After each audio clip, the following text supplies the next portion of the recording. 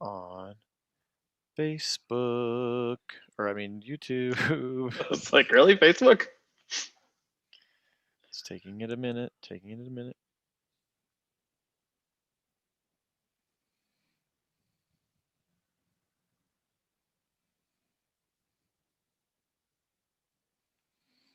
All right, hi everybody, and welcome back. It is Phil Nagy on Sports here, joining you along with Kit Nagy on the left coast here for our Nagy on Sports pre-draft special. Excited to bring this one to you. We're less than 24 hours. Actually, we're probably pretty close to maybe 24 hours away. Well, maybe not this early from knowing who the Browns are going to take. 26 could be a little bit after 10 p.m., so start drinking your coffee now for draft day. So, but really excited to bring this one to you. We'll try to keep this one short, but we are doing this one live. So if you have questions, welcome Zaire, first one in. For instance, make sure that you pop in with some questions, and I'll try to keep moderating those as Kit takes us through this video. So, Kit, first of all, how are we doing tonight, brother? I'm doing great. So excited for this draft. This is I know we're picking late in this one, but it's because of success, and we have a great roster going in. And what a day for the Browns Browns picking in Cleveland with no real huge needs on a roster that's just really well constructed right now. What a position to be in. And huge kudos to AB and the leadership there, bringing this about. Can't say enough about how awesome it's been and the position we're in now. Absolutely. All right. Well, it's getting pretty close to being past my bedtime, especially if I'm going to stay up and watch the first round tomorrow. So let's jump right into this. Got just a couple of talking points here for you, and then we'll see what the people have to say on the stream. But let's start right here. How about things you do not expect the Browns to do tomorrow? Maybe some things that we're used to from Browns drafts in the past. What don't you want to see or expect to see from Cleveland tomorrow on draft? Yeah, absolutely. No, I think, first of all, I'll say this is going to be a very, very hard draft to predict for the Browns for a lot of reasons. Part of it is because of the holes, are not, there's no like, oh, we have to get this and or any real needs per se that you could really point to on this roster. And also just because that's just not AB's style. He is very adamant about, drafts is for building a future, not for filling immediate needs. Your needs today are not your needs tomorrow, kind of thing. So that very much, I think, is their approach. So it is a hard thing to predict, but there are some things I think that are getting bandied about in some places that I don't see the Browns doing. I think it's very unlikely, some of these things that they're talking about. And I think we're going to have to start that one out right out the gate. Linebacker at 26, just don't see it. Unless we're talking Jeremiah Owusu-Koramoah, who is admittedly, he's labeled as a linebacker, but he's more of a dynamic weapon on defense that you can play at some safety, a little bit box safety. You can put him in a little bit of that slot coverage. You can put him on a tight end. You can put him into, more in the blitz role. He can kind of move around in the defense. He's a very versatile guy. So outside of JOK, I do not see the Browns taking a off-ball linebacker with that first pick. I think that's incredibly unlikely. I'm not saying we won't take a linebacker, just not with that pick. I don't think they value it that much. And I also don't think that people are giving enough credit for how much the Browns value the linebackers they already have. In particular, Walker, I think there's a reason they picked him up. I think they think a lot of him and what he's going to bring. But more importantly, I think the guy that they've tagged as this is the future at that position is Phillips. I think they've already started to see what they want to see out of him. They think they can develop him and continue to bring him in. And I think the game you can really point to is that Week 17 Steelers game where he really showed up. We already talked about that in an earlier video, how he just was great in that middle linebacker role. And really, we're going to see easily 40% of the snaps because this is what we have personnel wise and what Woods wants to do. You're going to only see one linebacker in dime roles 40% of the time. I mean, one linebacker. They've got 6 on the roster right now, and 2 of which they're very, very pleased with on that one linebacker role, I would say. Correct. So the other guys, some of those guys are potential cut targets. I mean, we're talking about like Wilson may not be on this roster possibly. I know a lot of folks like that guy, but and I've liked him at times too. He's shined at moments, but then he's also done some things that you start to worry about his future with the Browns. He may not make this roster. We'll see what happens. I don't know. So outside of linebacker 26, another guy that I've seen a ton of folks tag, especially early towards the Browns, I just don't see. Again, he's labeled as a linebacker, but they've also started to look at him as an edge rush, is Zaven Collins. I don't see that at all, especially because scheme-wise, he's just not a fit here. He's really, if you're going to look at him as an edge rush, he's a 3-4 edge, so much more likely he's a guy that's going to go to a Baltimore or a Steelers type defense. I think that's more likely a fit for him. I don't think you're going to see him in a Browns defense per se, especially because he's a bit on the heavy side for what you'd want for a linebacker. And then as an edge rush, he's more of a stand-up 2-point stance edge guy in that kind of traditional 3-4 linebacker, not likely to be a 4-3 linebacker in our system. And especially the setup that we're going for. So I really don't think he's a very good fit. I don't think that's likely.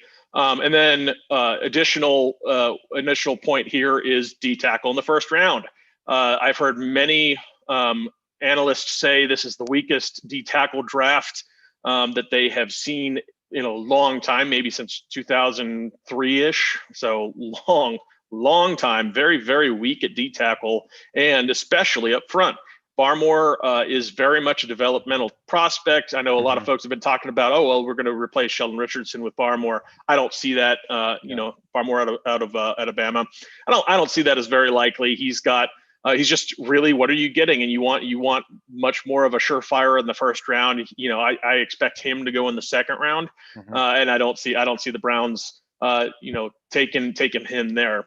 The last piece that I've seen a couple places and people talking about some folks that, although talented, I think are very doubtful for the Browns to take. And it's just because they don't necessarily fit what the Browns are looking for in a player. Remember, the very first press conference that AB and Kevin Stefanski, each of their very first press conferences, they talked about something very important to pay attention to, which was, what are they looking for in players? They talked about tough, smart, accountable. Those three things. And that to me means guys that have some off-field issues that may be a question mark, if they're not sure about, odds are they're probably not picking those guys. They're probably not going to become Browns. So that, like, guys that I would talk to, potentially like a cornerback like Kelvin Joseph out of Kentucky. He's a guy that has some really high level talent, potentially could have been a first rounder in this draft if he didn't have some of the off-field question marks. Is his heart really in football? He's got some other stuff in his life he's doing that, it's very much a question. Does he love the game? And doesn't really fit that mold. So I don't see the Browns taking a guy like that. And I know a lot of folks are high on his talent, but that's not going to be the Browns style, I don't think. Absolutely. Also, welcome in Karen, welcome in George, who hopped on there during Kit's opening remarks here. Couple of questions coming in right away. I'm not sure if they're specifically referring to 26, so I'll hold off on them since we're going to jump there next. So let's go ahead right now and talk about those first two picks. Again, we'll talk about the trade conversation in a minute, but at 26 and 59 specifically, and eventually actually going to end this sim by doing a mock together with everyone. But at 26 and 59, who are the guys that are in play if Kit Nagy is the general manager? Well, I don't know that I would be, necessarily able to predict what the Browns are going to do. I'll do the best I can here. But some of the guys that I would certainly consider if I were creating this board that I think might have a shot at being there. I'm not going to include some of the guys. Obviously, you'd love to have a Surtain. You'd love to have a Horn. Some of those guys that are probably going early. We're not going to talk about some of those guys because they're probably long gone. Obviously, we're not talking about Pitts. Pitts is not dropping to us. That ain't going to happen. And you'd have to trade so much capital to get to somebody like that. It just isn't really worth it. That being said, some of the guys at 26. So I think there are probably, I would think there's probably three primary positions that may be considered here. Not that it couldn't go outside of this, but I think there's three primary positions you would probably be considering with some very eligible talent that are worthy of a 26th overall pick. And those positions, I think, are cornerback. The question marks with the injuries at cornerback, and what do you really have with Greedy this year, especially with some nervous system and nerve injury in his background, now missing a whole season. Then of course you've got the trend with Denzel Ward missing a handful of games every season. So you got some question marks on those corners. You'd love to have another guy that you can of starter quality. So I think two of the guys that potentially are on the board at that spot, maybe there, and certainly would love to pick up. Probably you might look at first of these names, probably Greg Newsome, the second out of Northwestern. I think he's got great talent. I think a couple mocks, you'll see him getting picked up by the Browns. I think he's got everything you want on the outside. Now there are some soft tissue injury history with him as well. So maybe are you adding more injury to an already injured cornerback role? But on the other hand, I think he's got everything you would want as a cornerback number two, lockdown corner style, and very good. The only question mark for him is just production. He didn't come up with the ball in interceptions as much as you might like to see on his tape, but everything else, he just Dane Brugler talks about how he is like a route magnet. He just has an ability to just identify and really stick to routes as if he was running the route for the wide receiver. And that's just an excellent trait and really fits as an opposite piece for a Denzel Ward. So you'd love to have a guy like that. Another guy I'll mention is definitely got a question mark in terms of the medical issues, but that's Farley out of Virginia Tech. Obviously, we talked about the off-field issues. Of the two, I think it's more likely they'll go with a guy that's question mark with injuries as opposed to off-field. And I think that's because, if they've got their medical staff signing off on a guy, they're going to trust that. And I think it's less likely off the field issues. They're going to be, willing to take those kind of risks, but medical, they might take some risks if their medical staff is willing to say, yes, we think this guy can be, a valuable member that can stay healthy, or that this is something that we can take that risk on. Farley has talent wise is a top 10 in any other draft. If it weren't for the fact, or in this draft, if it weren't for the medical issues with his back, now it's a big question mark. So will the medical staff give that evaluation? I don't know. And then the question at that point is, are you getting so much value even with the risk of injury? Are you going to take him anyway? He's just an excellent, probably the best cornerback, in my opinion, in this draft from his tape. A lot of folks talk great things about press coverage from Horn, and, so there are some things I think that can be worked on in all of their game, but I think Farley as a pure cornerback probably is the best actual talent in this draft. And that's, he was a prior quarterback, so he really understands what the quarterbacks are trying to do, how to defend some of those things. And he's really good. Now the question mark of the medical, of course, is why he's potentially dropping to 26, right? For sure. Outside of those positions, outside of the cornerback's position, another position I think that you'll probably target is going to be the edge rush position. I think the one that's most likely to be there of those top names, I think some of those like Kwity Paye's, Jalen Phillips are probably gone, but you might have a shot at a guy like Ojulari. Ojulari kind of is interesting because he's only 6'2". He's not super tall, but he's got really long arms, and his tape is really excellent. And he really he's got some, one in particular elite pass rush move that he wins on at the college level all the time. And that's, he's from Georgia. That's in the SEC. So he's winning against very, very good tackles. He's also going to be very good in the run defense, because for a 6'2" dude who's a little bit lighter, he stands his ground. And really, he took on some Alabama blockers that were just, meat wagons, and he's just soaking in those blocks and not even getting moved off his spot. And that's just downright impressive. So I think he'll be very good in the run game. He's very coachable in the pass rush, and could be an elite pass rusher down the road, and a guy that you could build a future around, to be the number two out, opposite Miles long term. So I think he could be there. Maybe he's gone, but he's definitely a target you could look at. And I think that's probably who they might target if all four of the top corners are gone. Outside of that, then it's a question mark. So JOK, we already kind of talked about him, but they might have a really hard time passing up on him if he's available Oh at gosh, yeah. yeah, I mean, just he's just such an elite At trait 26, kind yeah. of guy. Yeah, if he's at 26, if he drops for whatever reason, man, I think they might have to just take that shot and go. I mean, just run that card in, and then this question mark of do you target if it's a corner or him? That might be really hard. That's a really hard decision. The other piece, don't be surprised if they go and target a wide receiver. Remember, we're talking about the future of this team. You've got two wide receivers at 15 mil, 15 mil cap hit each. That's a big investment in your wide receiver room. Young talent is going to be needed to, for a succession plan to win when OBJ and when Landry are going to move on, however that, pans out. I think both of them play next year for us, but after that, it's really, who knows? I mean, does OBJ leave? Does Landry leave?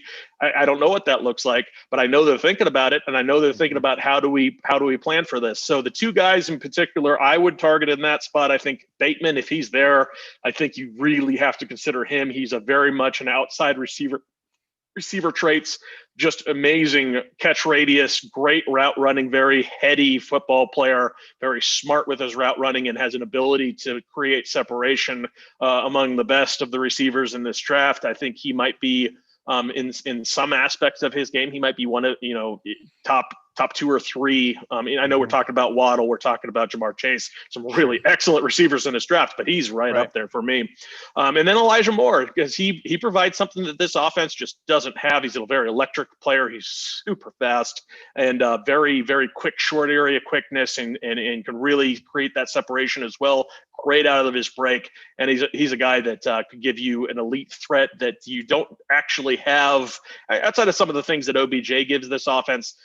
You don't really have that guy that can step in should OBJ get hurt, to fill some of those role pieces that OBJ provides, and this guy could potentially do that. Mm-hmm. All right, so on to 59. Yep. So a couple guys I would like to, or some guys I would consider. First of all, Basham, an edge rusher out of Wake Forest. He's a guy that, a lot of hype again, but it's really hard to tell where he's going to go. He could go pretty early. He could go much later. Maybe he's still there at 59. I think you'd really have to consider him. He's a very high ceiling type prospect. I think he's a developmental prospect, but the Browns have so much leeway in that front because they don't have to have a guy they have to plug in now because they're totally set on their edge rush as it is, on this roster. So a developmental guy, especially at 59, makes a lot of sense. I'll talk about a guy from Houston, Turner. He also makes a ton of sense as a developmental guy. I think there's some things you want to work on in his game, but he is such a high motor guy that can get to those plays and make plays he has absolutely no business making. Really great tape on him, and just a lot that he can bring to your game. So if those guys could potentially be targets, obviously, if you haven't picked up a cornerback yet, you might be looking at a cornerback here. Sure. Campbell and Stokes, both out of Georgia, both those guys could be there in that second round, and they're definitely intriguing prospects that could bring a lot to that cornerback game, especially give you some more options on the corner. And don't forget, Troy Hill can play on the outside as well. So even if you pick up, say you pick up an Elijah Molden type guy that could play the slot, then you could move Hill out to the outside, and you've got some options there. This is not like set in stone. You have to get the outside guy or you have to get a slot. It's none of that. There's so much flexibility in this draft, which is really a great thing to see. A guy that I'm extremely intrigued by, and I think a lot of Ohio State fans certainly are, especially watching the tape from back in 2018 as a true freshman, is Rondale Moore out of Purdue. That guy for 5'7" is a really stocky, well-built, 180 pounds. And just a little bit of an injury history, obviously a little later, but I think part of that is also because he put some really elite, first ever true freshman to be, all Big Ten, as a wide receiver, just really, really impressive what he was doing. Just a very, very impressive, tape that he put together in that first year. Some really impressive numbers. And then you also, some injuries, but also Purdue just kind of changed their approach with him. They just started doing a bunch of bubble screens and other kind of short area and just hope he's going to pick up a bunch of yards, which he totally can do. But you don't get to see that route development, the route tree. Where is that out now?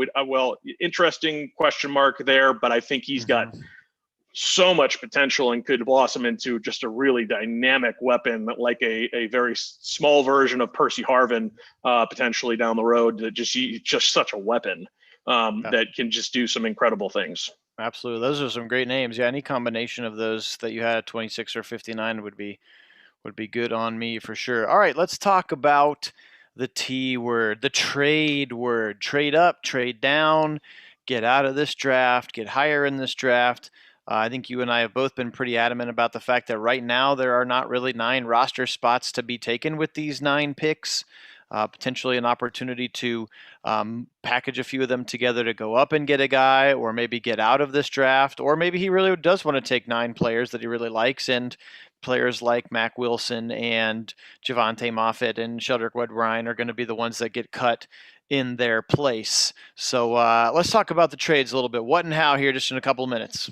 Yeah, absolutely. So trades are very interesting to talk about here. I think AB is absolutely proven he's not afraid to be aggressive, but he's also not afraid to bide his time, wait for what he wants to come to him, and he's going to take best player available, because that's how you build good rosters. And he's not afraid to, make some picks that maybe you don't see as, oh, we really need a fill in the blank, and he's going to pick that guy, because you can't pass up on a dude that's that talented at that position, and it's just such great value. That being said, with the trades, yes, I do think there's some potential. I know a lot of Cleveland fans are hoping we're going to trade up. I think there's some potential that you'll see that, and but I don't, first of all, a little bit of reason here. I don't think you're going to be trading a whole bunch to move up. So, maybe one of those extra thirds, maybe one of those extra fourths, package some picks together. But I don't think you're going to see anything that would require, a first next year kind of thing. I don't think you're going to see any of those. Like, we're going to trade into the top 10, or we're going to trade into up to the top 15. I think for me, the limit of what I would expect for a trade up is maybe 18-ish, in that 18 range. And maybe that's for they really like Newsome and they want to make sure they lock him down, or maybe somebody like a Horn starts to fall and they're like, that's our guy.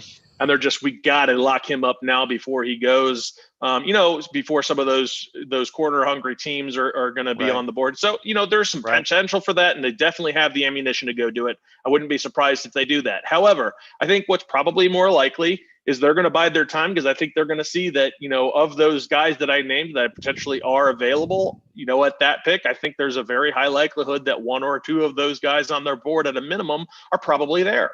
And I think they're probably happy with any of those names. So I think they basically get something that they like at that spot for the value that they're happy with.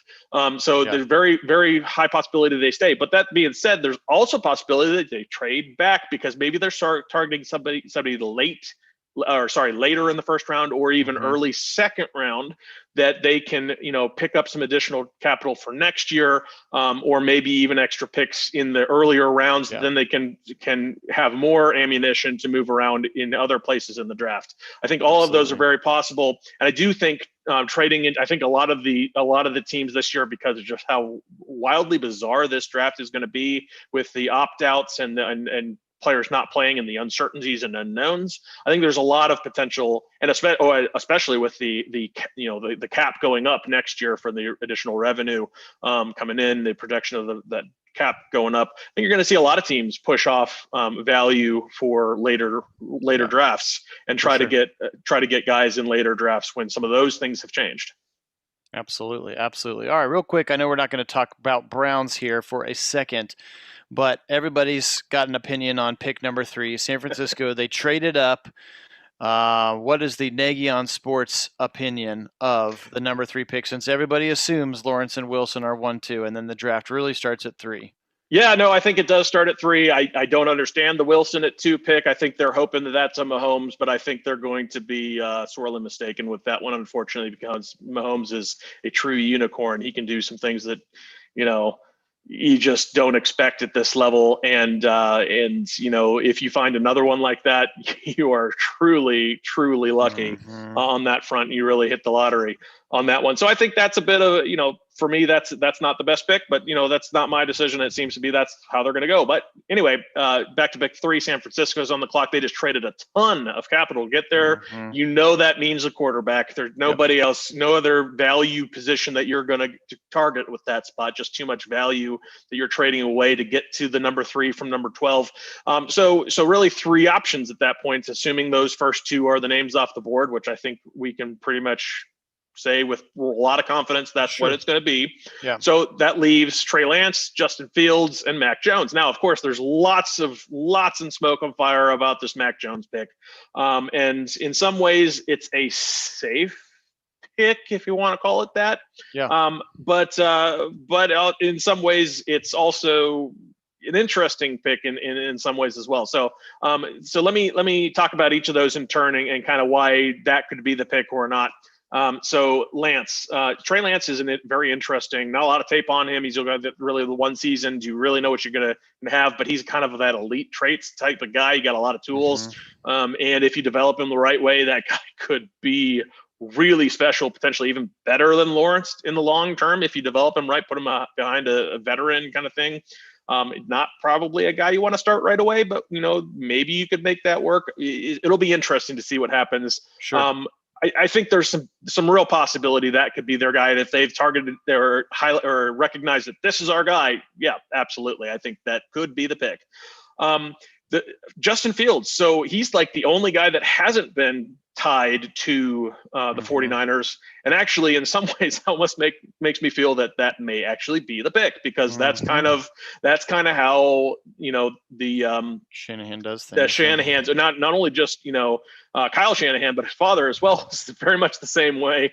They're very close to the chest kind of guys with what they're going to do, and they're not afraid of a little misinformation here or there to kind of throw some confusion out there. And the fact that we've really heard nothing about Justin Fields tied to that number 3 pick makes me wonder if maybe that isn't their guy. It could be, and there's a lot of folks out there that think he is the number 2 quarterback in this draft. We also saw what he did at Ohio State, and I feel really bad for the stuff that's come out about him and just kind of the mud he's been raked through and all this. I think it's undeserved, and it in some cases absolutely criminal, the way that has happened for him, and I think he deserves to be picked number 2 personally. But if they're not going to pick him at number 2, certainly number 3.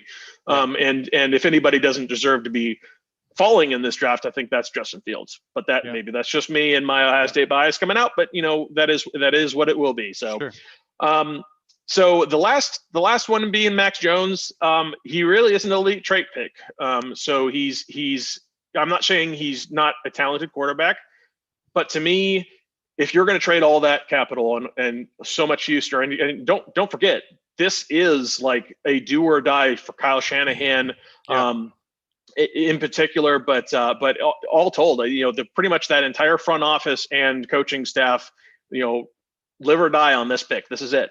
And your folks get fired if you trade up all that draft capital and you don't get the guy. Folks get fired for decisions like this, and this is the ride or die time. And if it works, great. And if it doesn't, you're in a lot of trouble. And are you really going to pin all your hopes and trade all that draft capital to get Mac Jones? I don't see it. It could be, but I think that's just generated smoke. This is silly season right now, and I don't see that being the pick. I think it's between Lance and Fields. Personally, I'd go with Fields, but Trey Lance could be a really excellent choice too for that offense. Mac Jones to me is just, I think you could have gotten him at 12. I don't think they really were risking a lot to leave, to stay at 12 and try to get their guy. And maybe if they're worried about it, move up a pick or 2, but really move up to 3 to pick him. I don't see it. Yeah. Fair to say that maybe Mac Jones has the highest floor, but the other 2 have significantly higher ceilings. Much higher ceilings, much more of the elite trait kind of things. Yes, I do think Mac Jones for right now has the highest floor, but I think that'll change very quickly, especially if you put him into a system that or either of those guys into a system they can flourish in. Yep. All right. Well, we told you we wouldn't spend your whole night here, so we're going to get out of here. We're going to do a mock draft simulator together here. Kit and I will act as Andrew Barry, and you guys can jump in too, assuming the lag's not too bad at this point.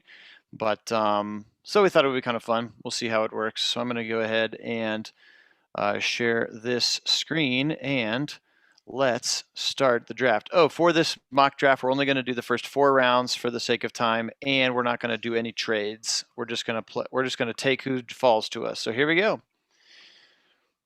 Whoa! It just took Zach Wilson first. That was crazy. I think that's super unlikely, but all right. Sometimes that's what you get with a simulator like this. It's some really bizarre randomness. That was weird. All right, so here we go. Browns are on the clock here, Kit.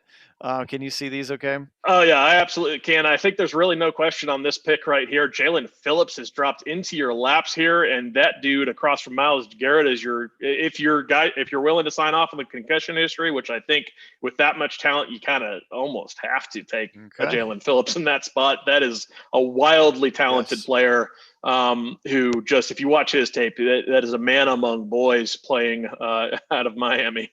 Yes, surprised that he made it this far, to be honest. So absolutely. We will take that pick. Again, no trading here in this particular draft. I would be very surprised to see him on the board, though, at 26, let's be honest.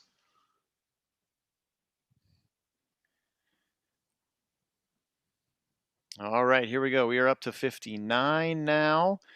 We are looking at Walker Little, Molden, Jameen Davis. We didn't talk about Dwami Brown, another one of those talented receivers. For sure. Cox Johnson is a physical freak. As we scroll over this list, Kit, Melifonwu, a lot of guys like his traits as well. There's Joe Tryon, another developmental edge. Probably a little early for Togiai, even though he's probably one of the safer picks. Yep, but I think you would not be looking at him particularly here.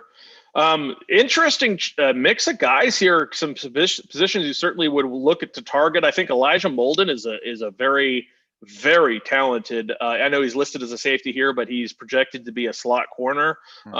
Really that nickel position. He is excellent coverage and quick area twitch.